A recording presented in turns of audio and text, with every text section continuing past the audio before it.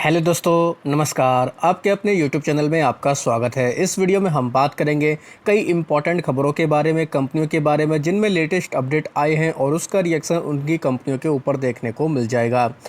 Video शुरू करने से पहले कहना चाहूँगा, अगर किसी ने चैनल पर फर्स्ट टाइम विजिट किया है तो चैनल को सब्सक्राइब कर लें और बेल आइकन को ज़रूर दबा लें। साथ ही जो एएसएम लिस्ट का वीकली सर्कुलर आया था, कई सारे बड़े बदलाव हुए हैं, तो इस वीडियो को भी आप चाहें तो देख सकते हैं। हमारे दूसरे चैनल बिजनेस वर्क, आप इसको भी सब्सक्राइब कर सकते हैं, बेल आइकन को भी हिट करके रख सकते हैं।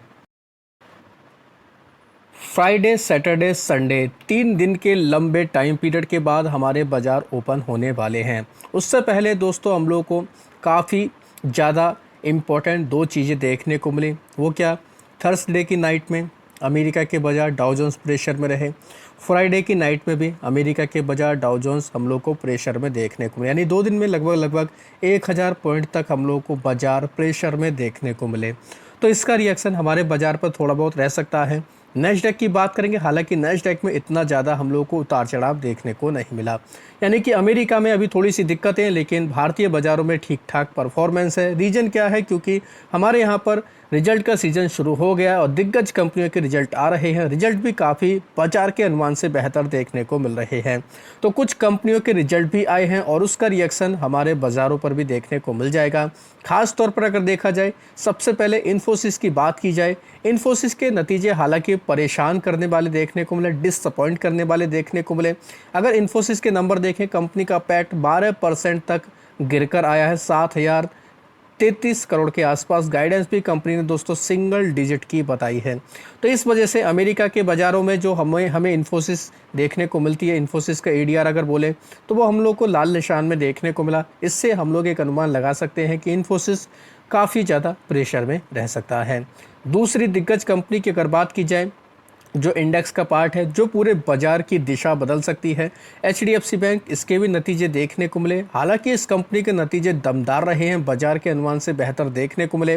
कंपनी का पैट 7% बढ़कर आया, एस्टिमेट को बीट कर दिया। साथ ही कंपनी ने 22 रुपये का डिविडेंड का भी ऐलान किया है।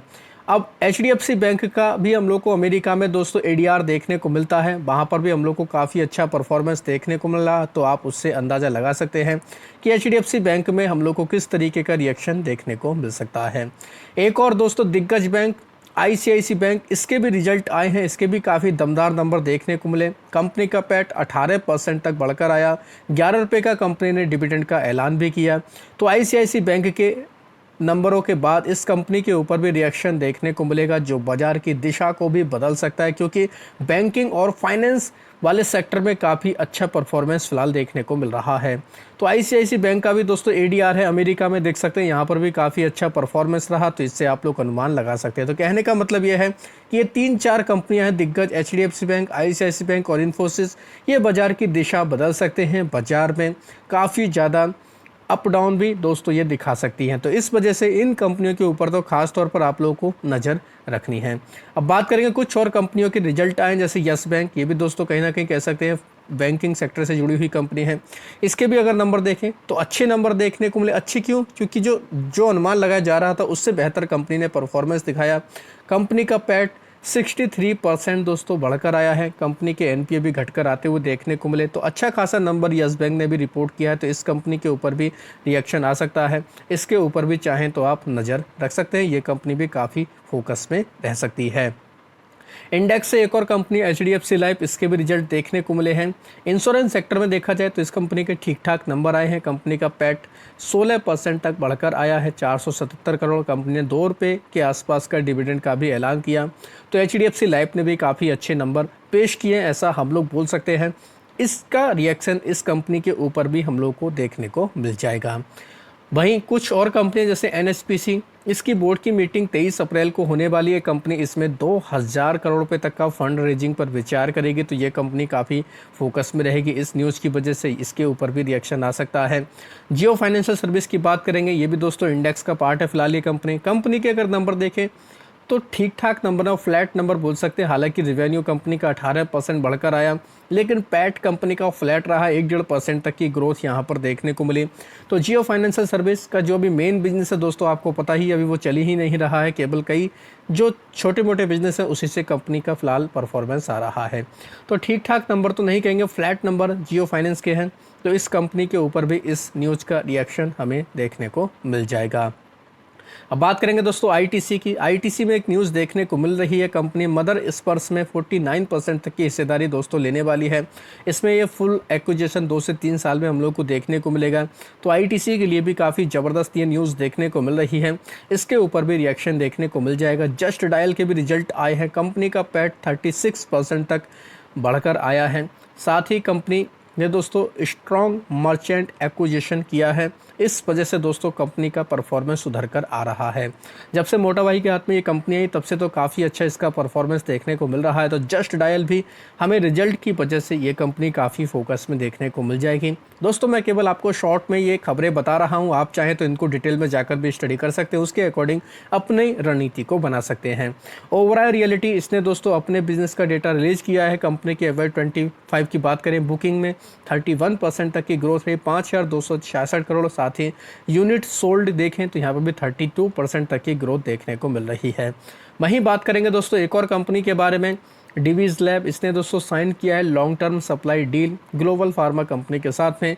इससे क्या होगा दोस्तों, इससे कंपनी की कैपेसिटी एक्सपेंशन हो जाएगी, जिसकी वजह से कंपनी के लिए आगे चल के ग्रोथ के चांसेस देखने को मिलेंगे। तो ये लॉन्ग टर्म की चीज़ें सारी देखने को मिलती है।